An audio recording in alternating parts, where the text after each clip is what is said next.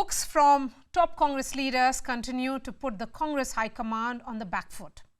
After Salman Khurshid sparked a row by comparing Hindutva to terror outfits, Boko Haram and ISIS in his latest book, now Congress leader Manish Tewari's book has put the spotlight on the UPA's response to 26/11.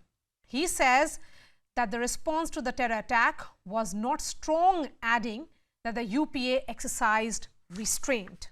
Why is he saying so? Joining us now on this broadcast is the author himself, Manish Tewari. I appreciate your time. Thank you so much for joining us. Much before the release of your book titled 10 Flashpoints, 20 Years National Security Situations That Impacted India, an excerpt had created a massive row. This is your observations on the UPA government's response to the 26/11 Mumbai attacks. Why do you say this? And I'm going to quote the excerpt from that book. You are saying, sir, that for a state that has no compunctions in brutally slaughtering hundreds of innocent people, restraint is not a sign of strength. It is perceived as a symbol of weakness. There comes a time, as you write in this book, when actions, to quote you, must speak louder than words. 26/11 was one such time when it just should have been done. Therefore, it is my considered opinion, India should have actioned a kinetic response in the days following India's 9/11. Why are you saying this, sir? Well, Maria, first of all, thank you for having me on your show. 26/11 was not a flash in the pan. There's a context to 26/11, and let me elaborate that context, which I've articulated in the book also. After our victory in the Kargil war, India entered into a very nasty phase of the proxy war being perpetrated by Pakistan using non-state actors. So you had the IC-814 hijack, you had the attack on the Jammu and Kashmir Assembly, you had the attack on the Indian Parliament.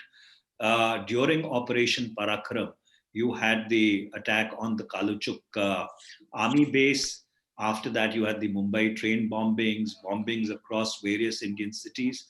So therefore, by the time you come to 26/11, India had already been at the receiving end of very, very vicious Pak-sponsored terror.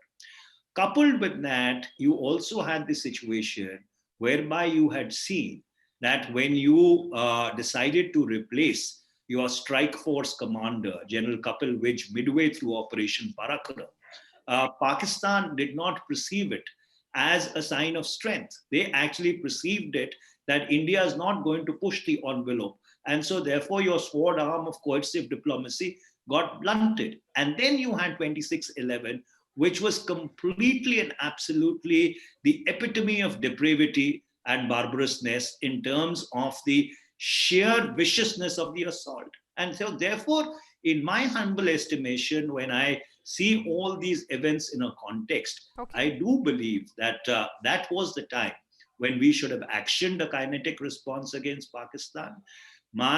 This paragraph which you quoted in the book is not a critique of the choices which the Dr. Manmohan Singh government made. It is actually a critique of how Pakistan perceived those choices. Okay, sir, Air Chief Marshal Fali Major is on record saying that IAF was ready to strike, but UPA froze. Mr. Tewari, you were part of the government. You were a spokesperson of the UPA government. Where did Dr. Manmohan Singh's leadership fail? Well, first of all, I was not a part of the government. I wasn't even in the legislature. Yes, I was the national spokesperson of the party, so you're correct to that extent.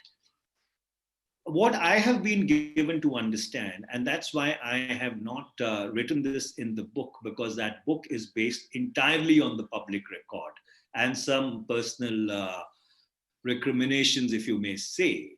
I was not able to find any empirical evidence to suggest that the options which were presented to the then UPA government were actually fully formed options. Yes, you have Air Chief Marshal Fali Major saying that possibly the Indian Air Force may have presented certain options. There are certain other reports in the public space which do suggest that the former NSA had also possibly presented certain options. But how well formed were those options? How actionable were those options? Is something which would only come out when one of the dramatis persona actually choose to speak.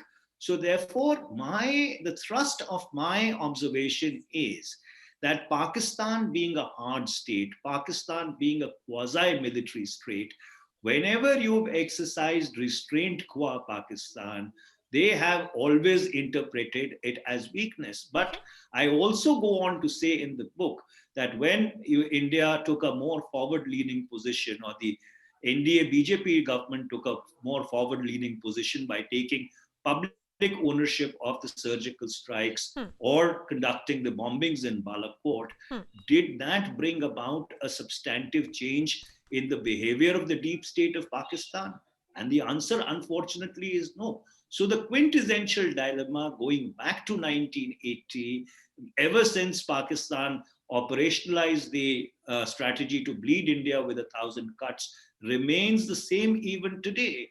Is conventional force efficacious in combating non-state actors? And if the conventional force has to be used, how do you calibrate that force? Because if forward-leaning postures would have been effective, then how come after the surgical strikes in Uri, you had the Pulwama massacre where so many of our brave Jawans died in that bomb blast, and you had the Jaish-e-Mohammed taking public ownership of it. So therefore, these are the dilemmas which confront the Indian state, dilemmas which have been present going all the way back to 1980.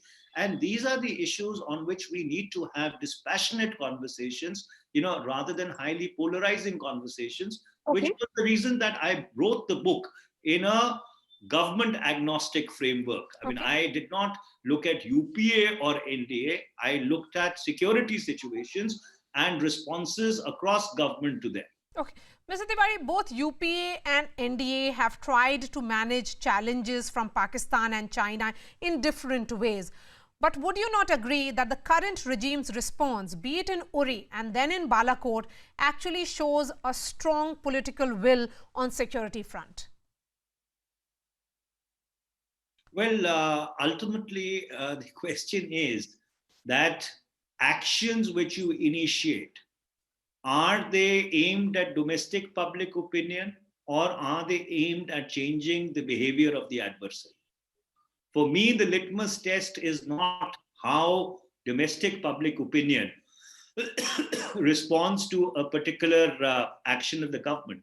To me, the litmus test is, does it bring about a change in the behavior of the adversary? And unfortunately, there is no empirical evidence to suggest that Pakistan has rolled back the use of non-state actors post the Uri surgical strikes or post Balakot. You have an encounter which was playing itself out recently in Poonch, in which 11 army Jawans got martyred. And so obviously it begs the question that if Pakistan had rolled back its strategy of leading India with 1,000 cuts, or sponsoring non-state actors to commit acts of terror in India, then why did we have the situation in Poonch manifesting itself only last month? Okay, non-conventional means that you talk about in your book, sir, do these two surgical strikes not fall in that non-conventional means that you write about? No, absolutely not. This was the use of conventional force in order to deal with non-state actors. The surgical strikes post Uri were actually the Indian army going into Pakistan, if I am informed correctly, to a depth of about 700 meters to 3 kilometers. In the case of Balakot, you had the use of Indian Air Force assets which targeted terror camps in Khyber Pakhtunkhwa. So therefore, that was the use of conventional force. When I talk about non-conventional means, I again flag a very ethical dilemma which has been plaguing the Indian state for a very, very long time. That is it ethical for a democracy to actually be using non-conventional means in order to target the fountainheads of terror? And I don't think India has been able to resolve that dilemma. And therefore, we have not been able to impose the kind of cost which needed to be imposed on a person like Masood Azhar, or for that matter, Hafiz Saeed, or the other people who were responsible for actually operationalizing the 26/11 attack and the various other terror incidents which India has been hit by going back all the way to 1980. That brings me to my last question, sir. You have said that the government is trying to dodge accountability in an effort to protect its muscular image. The Congress has been training its guns at the BJP-led government at the centre over the response to developments along the LAC.